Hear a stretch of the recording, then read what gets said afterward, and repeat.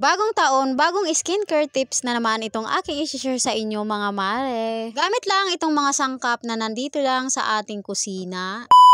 I-share ko na naman sa inyo yung bago nating pampaputi at pampakinis dito sa ating mukha. Hindi lang sa ating mukha ito nakapagpapaputi, pati din sa buong katawan natin mga mare ay pwede rin ito. Kung meron ka dyan ng isang perasong kamatis dyan sa iyong kusina mga mare, ganito na ang gawin mo. Kumuha lang ng bowl na paglalagyan mga mare at ating nga lang yan hiwain. Pagkahiwa, ating pipigain naman yan at kukunin natin yung katas. Pagkatapos, meron ka rin dyan Colgate sa inyong kusina mga mare, kumuha ka lang ng isang kutsarang Colgate dyan mga mare at ipaghalo-halo mo lang yung kamatis tsaka itong Colgate. Paghalo-haluin lang natin yan ng mabuti mga mare hanggang sa makuha nga natin yung tamang timpla. Pagkatapos panigurado meron ka rin dyang asukal sa inyong kusina mga mare. Maglagay ka rin dyan ng isang kutsarang asukal. Pagkatapos ipaghalo-halo lang din yan ng mabuti mga mare hanggang sa mahalo ng mabuti yung mga sangkap. Pagkatapos yung kaninang kinuhanan mo ng katas na kamatis mga mare, eto ganito ang gawin mo. Lagyan mo lang yan ng tamang dami mga mare at yan nga ang gagamitin nating pangkuskus dito sa ating balat. Dito na nga natin muna inilagay dito sa ating kamay mga mare para nga masubukan natin kung wala nga tayong allergy sa mga ganito. 5 minutes nga lang na binabad ko yan dyan mga mare dahil titingnan lang naman natin kung hiya nga sa ating balat. Saglit ko nga lang yan na nababad dyan pero mayroon na talaga tayong makikitang kaibahan dyan sa ating balat. At dahil okay nga naman sa aking balat yan mga mare at hiya nga talaga itong mga ganitong DIY sa akin, eto maglalagay na tayo sa aking mukha. Gamit yung kamatis na pinagkuhanan natin ng katas kanina mga mare, ayan nga ang pinagpupunas ko dyan sa aking mukha. I-scrub lang natin yan ng maayos dyan sa ating mukha mga mare at mararamdaman mo talaga ang kakaiba dyan sa inyong mukha. Pinapahid ko pa nga lang yung mga sangkap na yan sa aking mukha mga mare, talagang mararamdaman mo na yung pagkamintol at pagka masarap nga sa pakiramdam. Sa ganito nga ang mga gawaing DIY mga mare, kailangan masipag ka nga lang sa mga ganitong gawain. Nang matapos nga ako sa aking mukha mga mare, diniretso ko na nga dito sa aking mga kamay para mas lalong effective nga yung mga sangkap na yan dyan sa ating balat mga mare. Ibababad lang natin yan ng 15 minutes. O kaya naman kung hindi ka naman masyadong busy mga mare, mas matagal na pagkakababad nga dyan sa inyong mga balat ay mas effective. Subukan nyo na nga ito mga mare dahil napakaganda nga sa pakiramdam kapag nga naglalagay nga ako nito. Sa mga katulad kong nanay dyan, kahit nga nandyan sa katabi nyo yung mga anak nyo ay pwede nyo nga gawin ito. Pagkatapos ng 15 minutes na pagkakababad ko dyan mga mare, ayan at ready na nga ang banlawan yan. Banlawan lang natin ng mabuti yung mga nilagyan natin ng mga sangkap dyan mga mare. Pagkatapos mo nga mabanlawan, talagang mararamdaman mo dyan yung ginhawa nga sa inyong mukha pati sa inyong balat. Isang haplos mo nga lang dyan sa inyong mukha mga mare, talagang mararamdaman mo rin yung pagkalambot nga ng inyong balat dyan.